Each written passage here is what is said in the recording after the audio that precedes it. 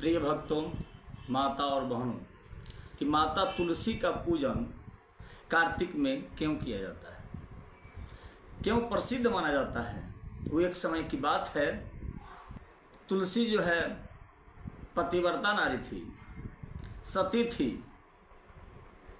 और उसका पति जो है जलंधर था।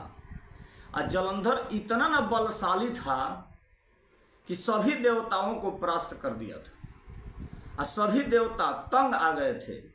अंत समय में जाके ब्रह्मलोक में ब्रह्मा जी के पास सब लोग अर्ज विनती किए कि हे सरकार, कोई उपाय बताइए जिससे जलंधर का वध हो जाए, कि हम लोग का शांति मिल जाए। ब्रह्मा जी बोले कि अगर जलंधर का वध करना है तो वृंदा का सतीत्व को भंग करना पड़ेगा। तब देखिए सभी लोग भगवान विष्णु के पास गए कि हे सरकार, आप पालन करता हैं, आप ही चाहेंगे तो कुछ भी हो सकता है। भगवान विष्णु छल के साथ वृंदा के पास पहुंचे और पहुंच के उनसे बताए कि तुम्हारे पति जलंधर का वध हो चुका है।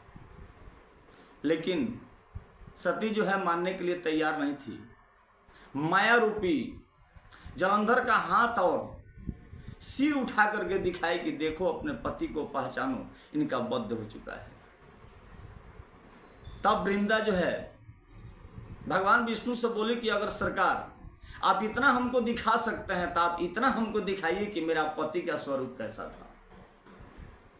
तब भगवान विष्णु जो है जलंधर का रूप धारण करने के लिए, और ये भी शर्त रखी थी कि मेरे पति को जिंदा कर दीजिए, अगर आप इतना जानते हैं तो मेरे पति को जिंदा कीजिए। तब भगवान विष्णु ने जलंधर को माया रूपी रूप लेकर के जलंधर का ही स्वरूप लेकर वहां खड़ा हो गए, और उसी दिन से माता वृंदा का सती का सतीत्व है जो भंग करना शुरू कर दिए। कुछ समय के बाद अपने दिव्य दृष्टि से अपने सतीत्व से देख ली कि भगवान विष्णु ही आकर के हमारे पास हमसे छल कर रहे हैं। जब पता लग गया कि भगवान विष्णु ही हमसे छल कर रहे हैं तो उसी समय उसको समझ में आ गया कि मेरा सतीत्व है भंग हो गया। तब सती जो है अपने सतीत्व से अपना शरीर जो है त्याग दी।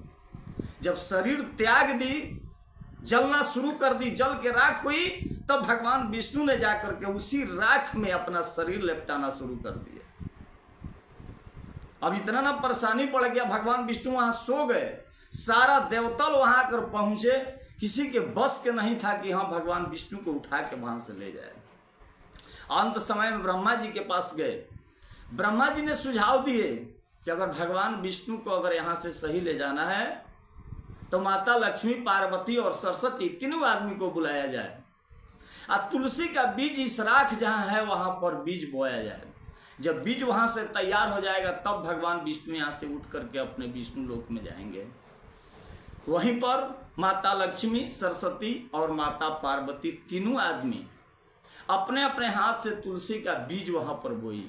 जब बीज बोने के बाद माता तुलसी जब वहां तैयार हुई तब भगवान विष्णु उठकर खड़े हुए, और तब सभी लोग के साथ अपने विष्णु लोक में गए। और उसी समय से माता वृंदा से उनका नाम तुलसी रूप में आ गया, तुलसी उनका नाम पड़ गया, और तुलसी का पूजन उसी समय से शुरू हो गया।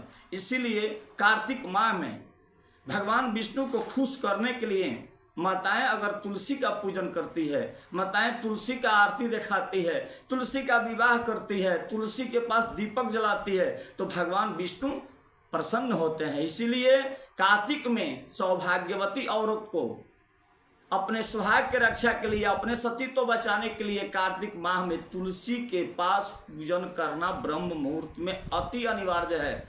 माता तुलसी का पूजन करें, माता तुलसी का अर्घ दें, माता तुलसी का दीप जलाएं और उनका आरती करें, समय आने पर उनका विवाह करें। ओम नमो भगवते वासुदेवाय नमः।